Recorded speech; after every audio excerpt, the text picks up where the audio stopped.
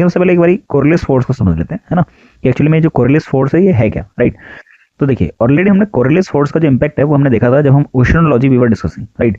तो अगर हम बात करते हैं कोरिलेस फोर्स, राइट, तो just wait, yes, Coriolis force basically होती क्या है, राइट, ये होती क्या है। देखिए पहली बात, this is an apparent force, है ना, और ये है क्यों, वाई और how it is getting generated, right. ये जनरेट कैसे हो रही है, ये हो रही है रोटेशन ऑफ अर्थ की वजह से, इसको आपको ध्यान रखना है, राइट, रोटेशन ऑफ अर्थ, है ना। और इसका इंपैक्ट आपको समझना है कि भाई इसका इंपैक्ट क्या होता है ना। तो ध्यान रखिएगा इसका इंपैक्ट सिंपल है कि ये क्या करता है, जो वेलोसिटी है, राइट, जो वेलोसिटी है विंड की उसको एक तो बढ़ा देता है ना, जो वेलोसिटी है विंड की उसको क्या करता है, बढ़ा देता है, उसकी तीव्रता को बढ़ा देता है। दूसरी बात, जितनी वेलोसिटी होगी उतना ज्यादा डिफ्लेक्शन कॉज करेगा, उतना ज्यादा डिफ्लेक्शन होगा, राइट, डिफ्लेक्शन होगा। इसका मतलब सिंपल सा काम इसका ये है कि भाई ये क्या करता है, डिफ्लेक्शन कॉज करता है, ये क्या करता है, डिफ्लेक्शन कॉज करता है जब हम बात कर रहे हैं अपना विंड सर्कुलेशन में, है ना। तो हम इसको लिख सकते हैं deflection the direction of wind, right, deflection direction of air या विंड, इस तरीके से हम इसको समझ सकते हैं, राइट। तो कोरिलेस फोर्स का सिंपल काम ये है। अब ये कैसे डिफ्लेक्शन करता है, तो देखिए इसको आपको समझना ये है कि नॉर्दर्न हेमिस्फीयर में, जो आपको याद रखना वो ये याद रखना है कि नॉर्दर्न हेमिस्फीयर में, है ना, अगर हम बात करते हैं नॉर्दर्न हेमिस्फीयर में, तो नॉर्दर्न हेमिस्फीयर में और सदर्न हेमिस्फीयर में किस तरीके से डिफ्लेक्शन करते हैं प्रीवियस वीडियो में भी डिस्कस कर चुके हैं, यहाँ पे भी डिस्कस करना इंपॉर्टेंट है, तो उसको कर ही लेते हैं। तो यहाँ पे देखिए आपको दिख रहा होगा कि जो सदर्न हेमिस्फीयर से विंड आ रही है ना, ये आपके लेफ्ट की तरफ मूव हो जा रही है, और नॉर्दर्न हेमिस्फीयर से आने की वाली विंड जो है आपका राइट की तरफ मूव हो जा रही है ना।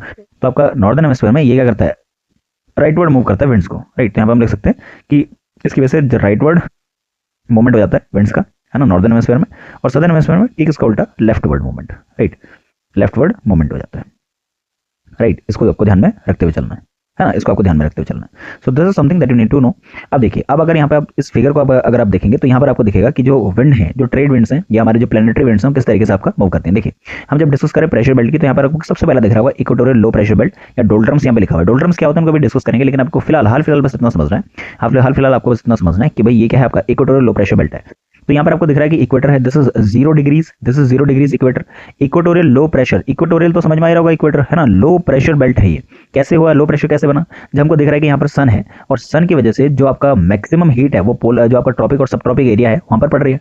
जब यहाँ पर मैक्सिमम हीट सन की बेसिकली आ रही है तो सिंपल सी बात है, इसकी वजह से क्या होगा, यहाँ पर आपका लो प्रेशर बनेगा। लो प्रेशर कैसे बनेगा, क्योंकि इंसोलेशन ज्यादा है, इंसोलेशन ज्यादा है तो आपकी जो एयर है वो राइज करेगी, जब एयर राइज करेगी तो यहाँ पर क्या बना, लो प्रेशर बना, राइट, लो प्रेशर बना। तो ध्यान रखिएगा इसमें डोल्ड्रम इसको बोला जा रहा है। डोल्ड्रम्स का मतलब क्या है, आपका 5 डिग्री नॉर्थ से लेकर 5 डिग्री सदर्न लैटिट्यूड पर जो भी बेसिकली आपका यहाँ तक का जो रेंज है, इनको बोलते हैं डोल्ड्रम। क्यों, क्योंकि यहाँ पर आपका जो प्रेशर है, जो एटमॉस्फेरिक प्रेशर है दैट इज लोएस्ट, वो क्या है, लोएस्ट है, सबसे कम है।